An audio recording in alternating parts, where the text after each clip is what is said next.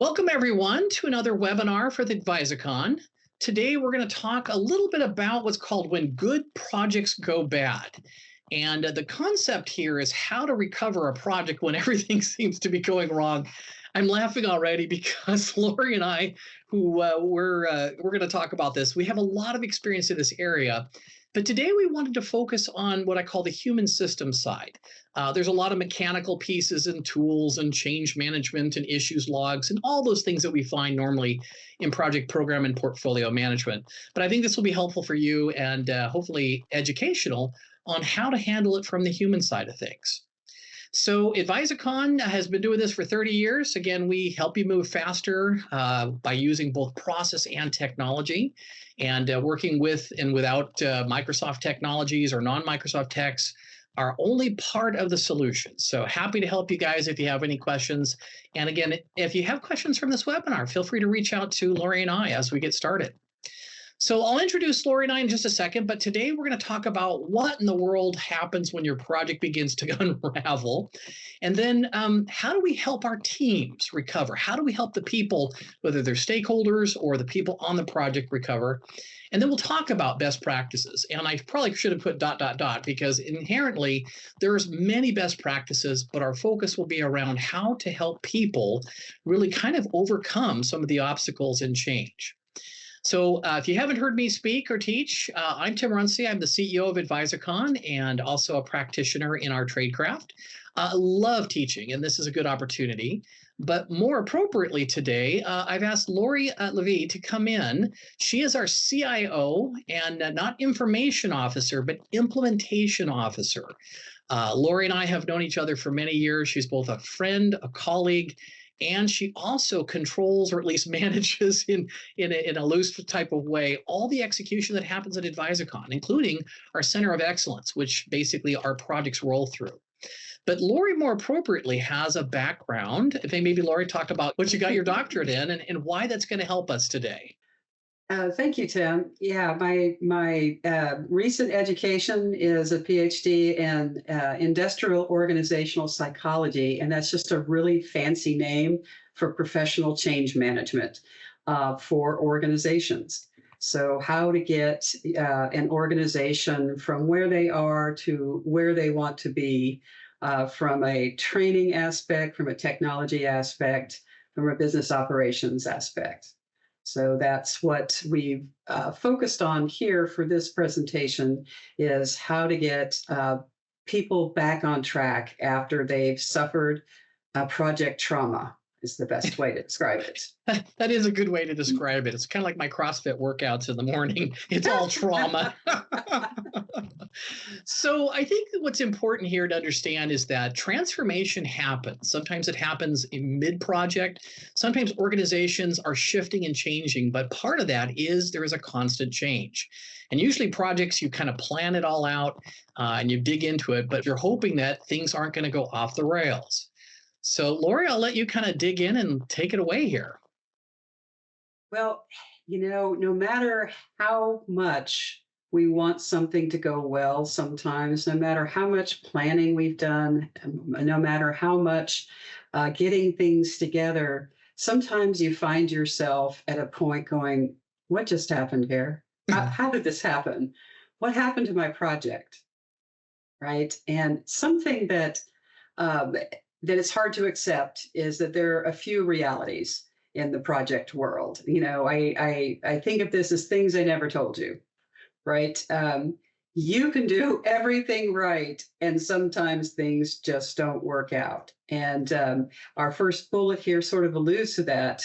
You can do great planning ahead of a project and even at the beginning of the project, but really the planning happens all the time because it has to, because the world changes and because everything around your project changes.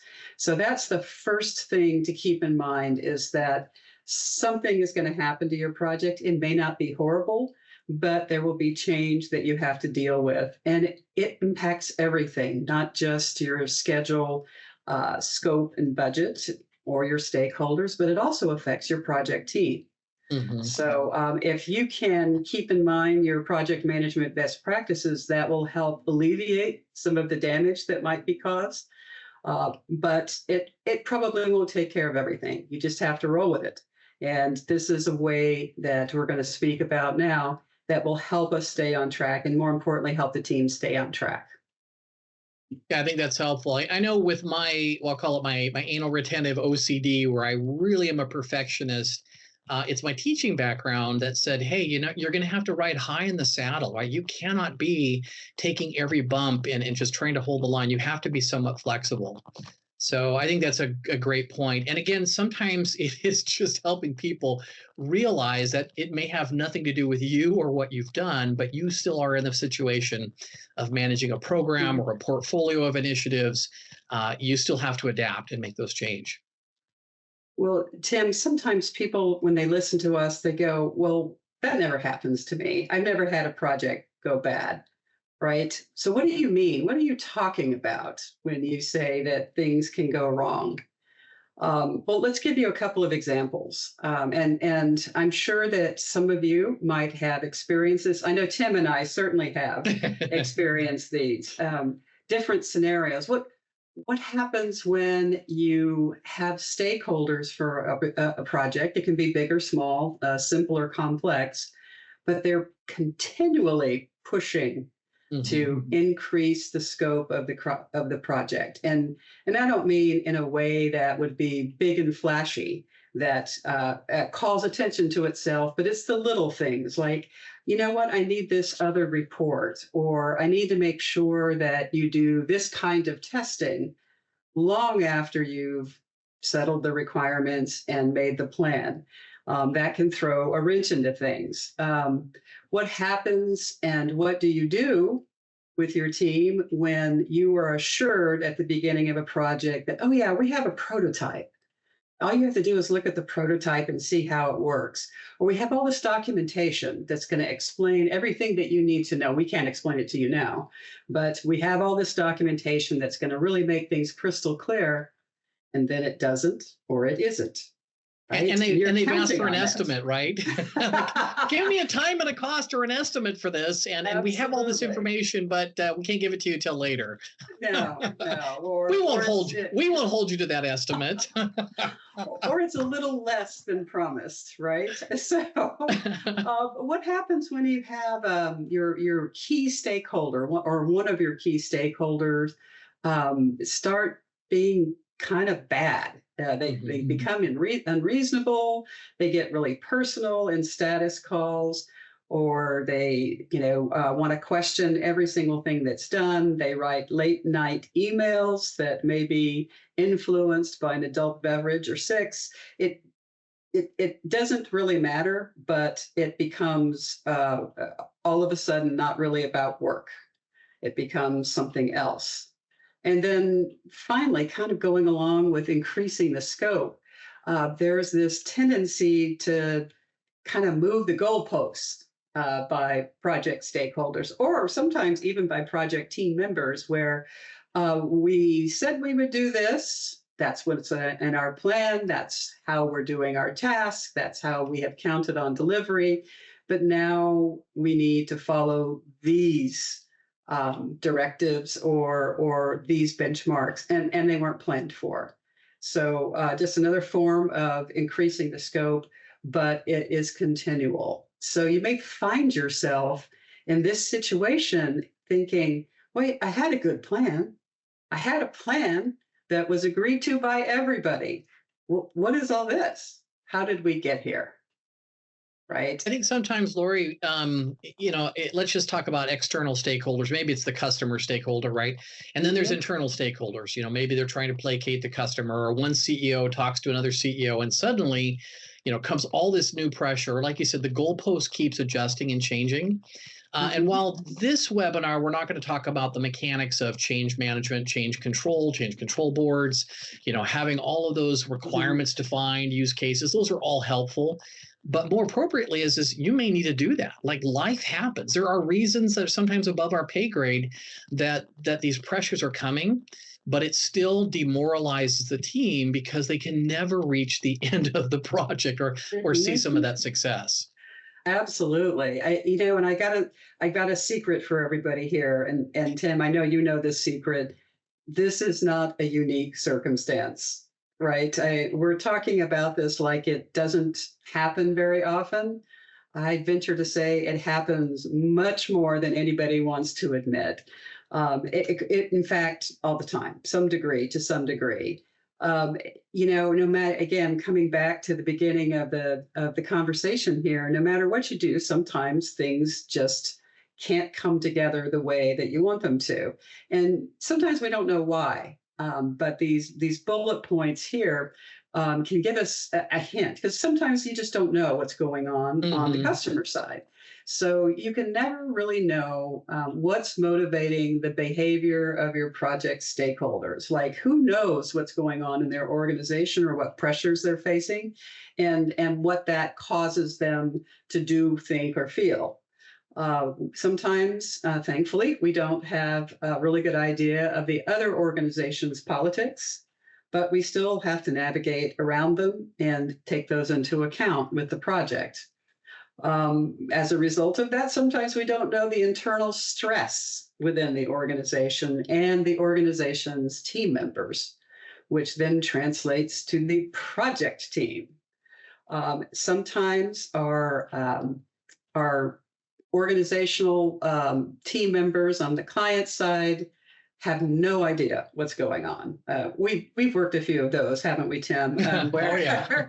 Where they show up for, let's say, a requirements meeting or a kickoff and have no idea why they're there, as the communication just hasn't filtered down.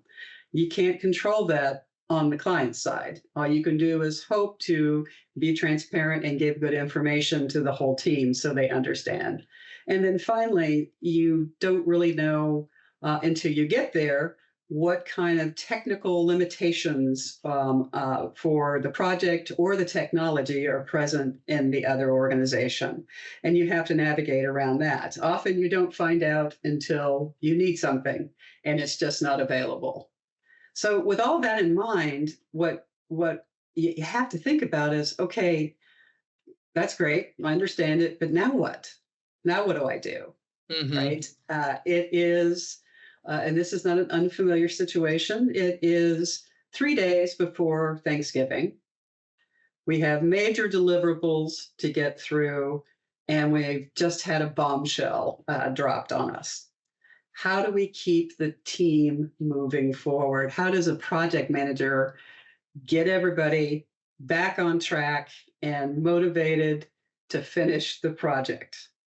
That's the question. I think that really, again, we've kind of teased up to this. This is really where the meat and potatoes lie, is that it is, and we know that change happens. It could be that your communication devices are suddenly compromised. There's a security breach. There might be something that has to do with the fact that, maybe you're implementing AI and you realize that you haven't structured your environment correctly. And so they have to lock things down or whatever it may be. But part of being in a project or a program or in a portfolio, or let me just jack this all the way up to the top, is as a CEO, you have to be adaptive. You have to be responsive.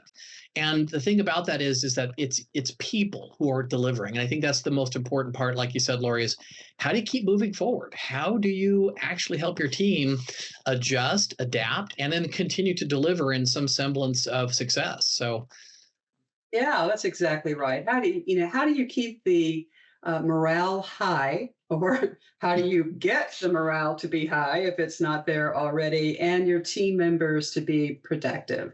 Well, the fact is, that when you face really big challenges, especially ones that you just didn't see coming, morale can take a nosedive. There's just no doubt about that, and that is really hard to overcome. So, we have a few key points that might help in that area to keep in mind. They're not technical solutions, right? I know that Tim is one that can say to you, all right, let's dig into project and make it work or whatever. And I'm right there with him. But sometimes we need to take care of the people first and keep their willingness to perform at a high level really high. So I know that leadership can do that, and that's a nice broad term. But here are some things that might help in that area. What do you find, especially around, well, maybe starting with morale, is what can you do to engender that trust? Because a lot of times morale is that there has been a change in expectations. Remember, the Mhm. morale of leadership is affected by sometimes things that are not able to be done. Well, we budgeted, we did the biggest bet. We put all of our budget into this project or program, and Mhm. it's not delivering. Oh my gosh, this is a massive impact. So how do we handle that? Well, the one thing we know that we shouldn't do is BS people, right? Let's not tell them that something is one way when they can see with their own eyes or have experienced that it's not. So, the first thing is to really focus on communicating authentically and really make clear what the goals are. Okay. And maybe the goals have changed since the beginning of the project because they've had to.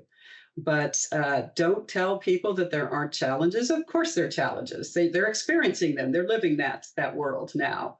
But be transparent about that. Be open to their feedback, even if it's ranting and Mm-hmm. and venting. It's okay. Sometimes we need to do that. Make it a safe place to do that with you, and then get back to, okay, how do we put it back on track, right? And the way that we do that is not just with transparent communication, but it's by frequent um, communication. Because if there are gaps in what people know, if they don't hear from you, they're going to fill that gap with Mm-hmm. something, something, rumors or whatever. And along with realizing that yes, there's been a big setback or there's a challenge to this project. Okay, what are our first goals need to be now? All right, forget the milestone that we were aiming for. That's going to be there. But what's the next thing we need to do to recover? And make sure that you have the right priority assigned to those activities. So don't lose sight of the big picture, but break it down, right? That's the road to recovery. I think one of the areas is certainly as a consultant working in organizations or setting up, project control centers or, project management offices or, centers of excellence is that as you come in and we're kind of doing this as is and to be modeling is there's pain. There's pain in an organization. People feel it. And like you said, Lori, having the ability to have the opportunity to vent, even if they just want to be heard and there's nothing we can do about it, it's a healing process to let people kind of to vent, and like you said, in a safe place. Like these are closed door communications. Yep, we're all frustrated. Now let's get back to what we do. And again, it might be just like you said, reprioritizing our goals or our tasks or initiatives, or this iterative planning exercise might continue throughout the entire project. But people definitely need to be heard. In some cases, if they're not talking, that's a bad sign, right? They're stuffing, they're frustrated, and at some point they walk off the job or a critical resource, it just doesn't care and doesn't do a good job, or like you said, they might leave or do a transfer, and then you're in a deeper hole. So more appropriately is as your team wants to deliver, and especially in the technology world or even in healthcare or construction, people band together to do something of value. And connecting those dots together as people kind of communicate, again, you may have to, give them a little bit of room to be frustrated. But I think you said it, Lori, well, is regalvanize them back to what are the new goals? Let's reprioritize what we're going to do.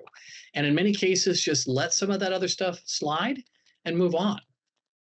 Absolutely right, Tim. And I was thinking that when we need to kind of vent and process out loud with others what the challenges and frustrations are, it's important that we dive right into it, but equally important that we don't wallow in it. So get in there, say what you have to say, express what you need to express, get it off your chest, and then let's move toward a solution of some sort, right? Mm-hmm. Some kind of solution, even if it's just to say, okay, I can't tell you what's going to happen at the end, right? But I can tell you what we can do now. Let's do this now.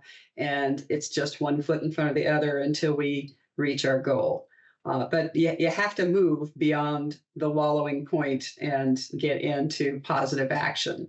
And as a leader, you can do that by being the project champion. And I Hmm. don't mean what I'm absolutely not saying is everything's going to work out, everything's going to be fine, because no one believes that. No one believes that in the moment, right? Team members start to believe that, and your sponsor, your project sponsor, and your key stakeholders start to believe it when they see that you make progress forward. And if it's with an altered plan, so be it, right? But you have to be positive in that leadership. You can't be, I guess, pessimistic about it. There is such a thing as gallows humor, where you can joke about, well, hey, at this rate, maybe next Christmas is when it's going to be done, or something like that.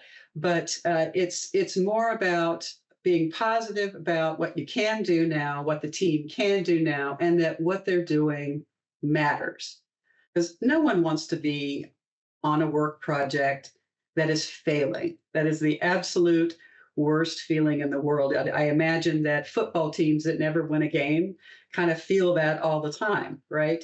But your project team can feel that as well. So it's important for the project leader, if it's a project manager, a program manager, or a CEO, or whoever, that you demonstrate that positivity and make sure that people understand, yeah, we're taking this next step and it's going to work. All right, we got through that one. Let's move on to the next one. And also let your team guide you too, because chances are there's people on your team that may have good solutions in mind. They don't know that they're good, and they may not say anything if they don't think that you'll listen.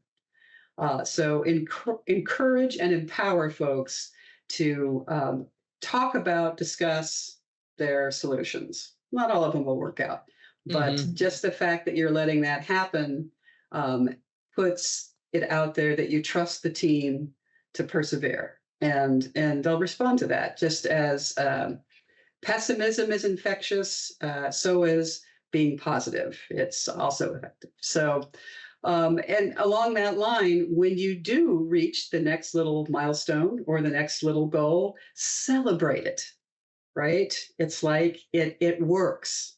It works. People feel like, well, maybe this will work, right? Maybe we can get through this, right?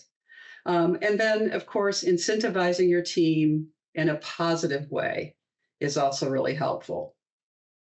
So Whether if we that's a make pizza party or midstream, or you're right there with them, and you're supplying the donuts and coffee or whatever that's needed. It doesn't always have to be big, but it is a team. I think that's real important, is that it's a team. And like you said, even if you're celebrating one milestone at a time, one step at a time, it takes that. The fact it's so infectious, toxicity is so infectious that it can completely demoralize a company, an organization, a department, and certainly a project team. And so even though you have to put on a smile, even though it's really difficult or hard work, it's still part of leading a team and being that project leader. You don't have to be the project manager to do that. In fact, that you might even appoint somebody who's better at some of this to focus on the wins, claim the success, keep some of that, I won't call it always gallows humor, but the idea is that we've turned the ship enough where we actually are moving forward and producing value. And then the appreciation. I think that's really important, is that people like to know that they've done well or they're doing well. Even if it's not as what we originally intended, it's still, we're back on a forward positive focus. And that is, for human beings, is huge, right? How do you get a gold star and an M&M when you're in third grade, and you take that little report card home and you put it on the refrigerator? Celebrating those successes, as small as they are, is a huge milestone to help people continue to leverage and build upon that. Well, and celebrating them publicly is also a big deal, because then it gives a chance for others in your organization that maybe aren't working on this project a chance to appreciate what their colleagues are doing. It gives that project team, that beleaguered project team, a chance to be appreciated by their by their colleagues as well. If not to say it's bad to be you right now. Like, I'm sorry you're having to go through that. I hope it gets better. I mean, even if it's just that public recognition of these small wins is really, really important. And that kind of leads us into the next area, which is about unifying and focusing the team, because these kinds of recognitions and transparency and encouraging open solutions really help a team come together and get unified. So just as a hard situation, when you put a team under stress, it can go one of two ways, usually, right? They can fall apart if they're not bound together tightly to begin with, or they can become closer. And strangely enough, there's a couple of different things that will help that happen. A team can come together if they universally hate someone, if they hate the situation. They come together that way. It's not totally positive, but you do get that unification and that team togetherness. Or on a more positive note, they can come together as a team starts to experience success or forward progress. That's really helpful. And if they have in you, the leader, an authentic leadership, then they trust it, or they will trust it, and want to keep that going. So you want to make sure that the team feels unified and that they're talking to each other, right? And that they're working together the way they need to. And sometimes you need to bring in supporting activities or materials in the form of more resources, like, okay, we just got thrown for a loop. We didn't know we were going to have to do this thing, but for whatever reasons there are, doesn't matter. We do, and we need more bodies to help us with that. Or we are charged with doing something we've never done before that we didn't really sign up for and would have wanted to talk about beforehand. We need a little more training, right? How can we get that? What can we do? And as a leader, it's your responsibility to recognize when that happens. It's also your responsibility to take your key stakeholders on the customer side and your leadership in your organization and say, no, throwing 10 more resources at it is not going to help, right? It's just not going to help. Here's what we need. So that will also foster team unity, because they know that their leadership then is listening to, hey, you can put 20 more people on this. It's still going to take the same amount of time because of these reasons, right? So when you fully understand and you're fully listening to your team, you as a leader then can really provide good information to your leadership so that you can get what you need. And that may be resources, and it may be training, it may be hardware, it may be, any number of things, maybe a visit to the client site, whatever it takes.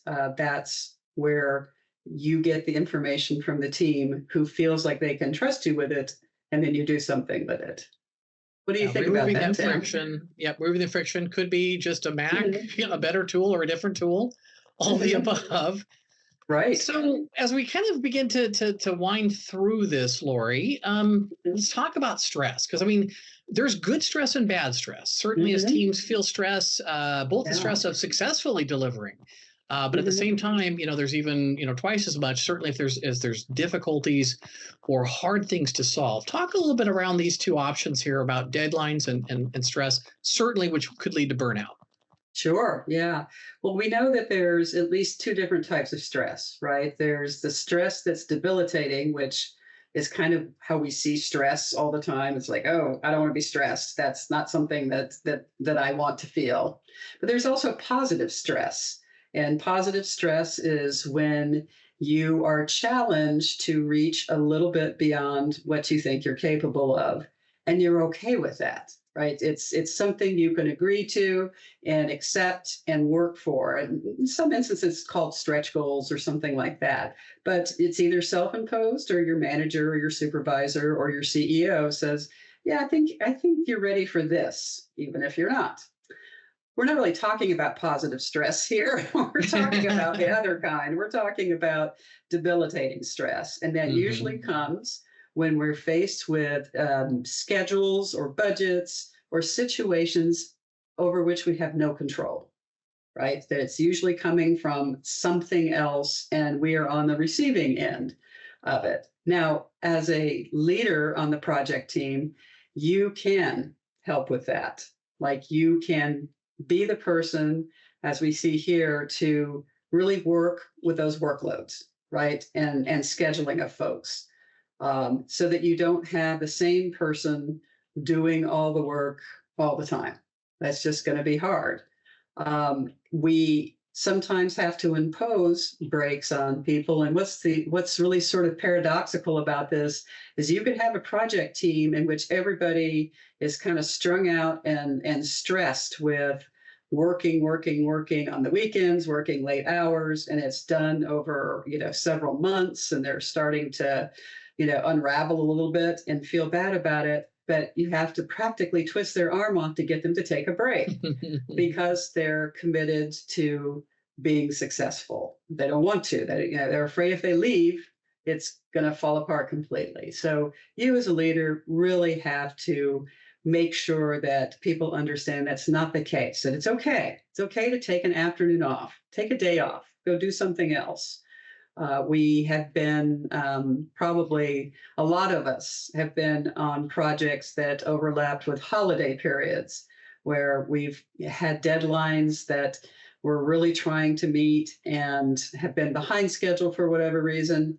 And people have had to work over the holidays. And that's really bad if they have things planned. But making sure they get that time back in some way, shape or form after you get through the crisis, or even if you feel like, okay, this person really needs a break, I don't care. We'll readjust the schedule. We'll re-baseline if we need to, but I need to take this person's health into account. So that's your job as a project leader, to make sure that the team is taken care of and gets what they need, including breaks, on enough of a regular basis so that they don't burn out. And you can do that by making sure those deadlines and expectations on the client side, on the key stakeholder side, are either changed or somehow modified so that you can keep your team from being burned out. Tim, what do you think about that? I know that you've probably been in this situation before. From both sides, you have been both of those. Yeah, I think just not sleeping, is just the norm, right? No, I think realistically, both from as a leader who is driving, especially if we think a little bit more about what's happening in the overall scheme of it's got to be done. We have to be ready to go. Time to market. Let's say it's you're a manufacturer and you've got to have your toys right and ready for production and shipping before Christmas comes or before the next holiday. These are important things that you have to work through. But one of the areas that I think, from my perspective, and certainly it's a skill set that is hard to adopt as a project manager or a program manager, is taking the emotion out of the equation. And this is really important, is to say it's not realistic, right? We're not just running one project. We're running a program or a portfolio. There's going to be the next project, the next project, the next project. Do you want to keep your team? Do you want to keep your team for this project and the next project? So adjusting or recalibrating those goals, being very honest and transparent about what the toll is, and taking the emotion out of the equation to talk to your stakeholders, talk to the sponsors. Sometimes you can't get around some of the deadlines, but you might be able to say, hey, look, maybe we won't have 15 things that will go out the door. We'll have the 11, the most important ones that are there.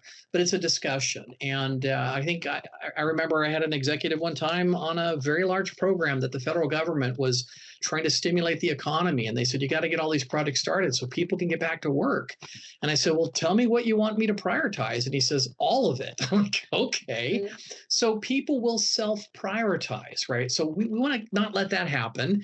What we want to be able to do is to say, hey, we've got some control there, but unemotionally disconnecting from that is a hard thing to do because we are very emotionally committed to delivering a product or a service or a solution.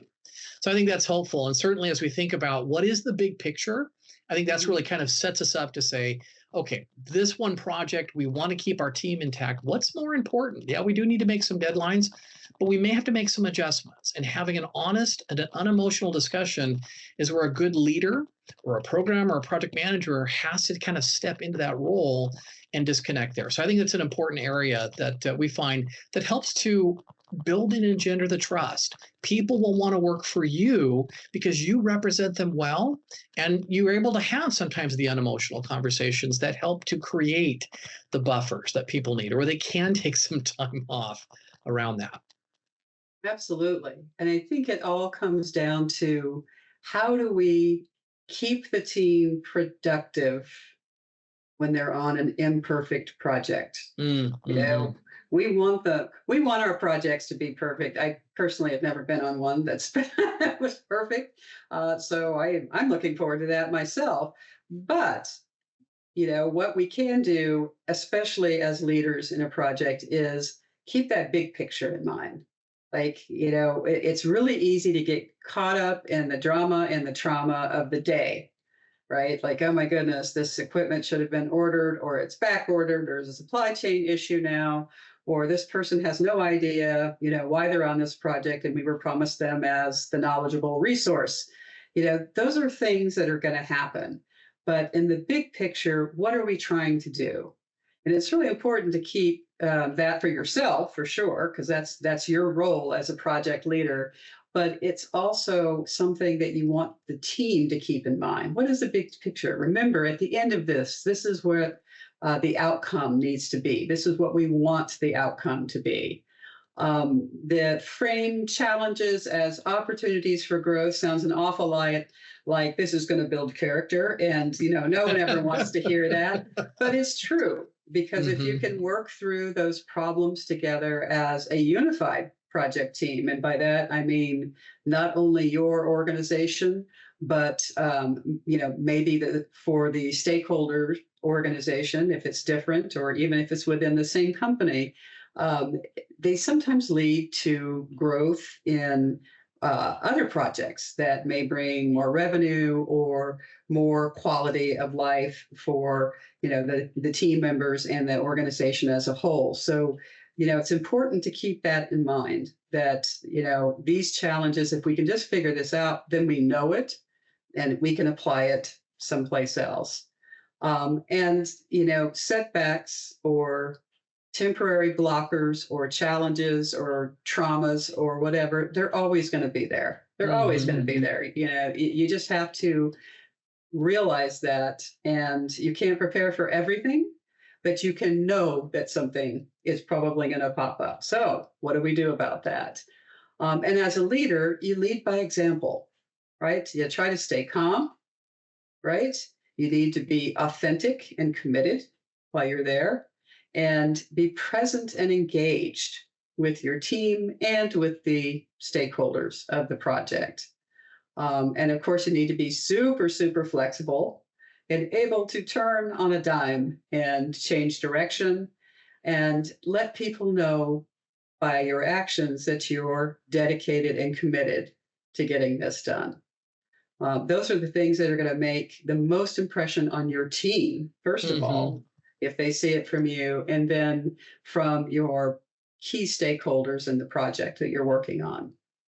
Yeah, lead from the front. Doesn't mean you have to stay in the front the whole time, but you should be right there with your team, side by step, going through some of the same things, wrestlings, and solutioning with them, for them, always helpful. We've covered quite a few different areas, and I think really looking at kind of the human system side of this without some of the project management mechanics that we all know, but best practices. I thought I'd maybe kind of summarize a couple things here, Lori, then we can wrap up with what we've talked about in general. But we do know that project management, project, whatever methodology, whether it's, scaled agile framework, or you're using Prince 2 or PMI waterfall, all these have areas that help you minimize failure, right? That's really an important thing. And we want to leverage it. But like you said, life happens when you're planning something else. Be prepared and have people understand that that is what's going to happen. So something that, I certainly employ as we talk about leveraging lessons learned. We don't wait till the end of the project to do your lessons learned, or some people call those retrospectives. Other people call them blame storming sessions, where you're all frustrated. Is leverage these lessons, leverage them early, every week if you happen. In fact, that's why I like Agile sometimes, is that you can kind of weave these things in and talk about what worked and what didn't work. And in an area that I find is, self-deprecation is sometimes quite funny, but when you make a mistake, don't hide it, don't bury it, embrace it. Like, remember when we really screwed up, and that happened and I hurt your feelings? Let's not make that happen again. Here's what I'm doing. And it's that transparency, Lori, that you talked about, which is really embracing this and communicating that with your team so that you can get right back to focusing on, hey, that didn't work, but we're solutioning, right? We're always moving forward and focusing not just on what the problem is, or toxically just, kvetching or complaining all the time about it, but we really pivot quickly to that solutioning. Lori, in this list, anything that jumps out at you? Anything you want to add? No, I think what you have here at the bottom, be a chief encouragement officer for your project, regardless of what your role or your function is in the project, can be really, really important. Everybody really needs on the project at least somebody that's saying, hey, it's kind of awful where we are right now, but it's going to be better, right? It's going to be better. We just need to do these three things. Always break it down and put that out there. So I think your role as a leader just needs to be to help encourage, inspire, and uplift your team. And that will be infectious, because if your team is feeling good about what they're going to do, your stakeholders and your sponsor is also going to feel that as well. I've heard people say, especially on very difficult projects that we've been involved in, is they go, you guys are always having fun. And yet you're in the hardest project. I want to be on your team. Well, it is the strength of that leadership, whether it's in a lead role or a team lead role or a project manager, but really is that we are all going to face difficult challenges. And that's what is exciting, is that whether you get all of it done or some of it done, it's still that you were intact as an organization or as a team, and you delivered something of value. And you did so in a way that didn't strip away the humanity from people. And like I said, I like having fun. I enjoy making sure that we are learning, growing, but at the same time, we have to get back into delivering, but not sacrificing, people on the altar of the project or the people on the altar of the organization, right? That's a real important element. So, Lori, as we kind of conclude here, talking about some of the summary of, when a good project go bad, and sometimes they do, whether you have any control over it, go ahead and kind of summarize for us your thoughts as we've kind of gone through this today. Well, the sad reality that no one ever tells you is that things can go wrong no matter how meticulous you are about making sure they don't, right? And mainly that's because you don't control everything, right? You don't control what's done on the sponsorship side or the stakeholder side, right? So things can go wrong. You can't know everything, but you can know that things might go wrong. And that's almost as good, right? Where you can make plans and go, okay, I can plan for this, this, and this. These other things that are the unknowns, I just know that they're there. So I'm not blindsided by that. And no matter what, since we're not doing projects by artificial intelligence at this point, we have human beings involved.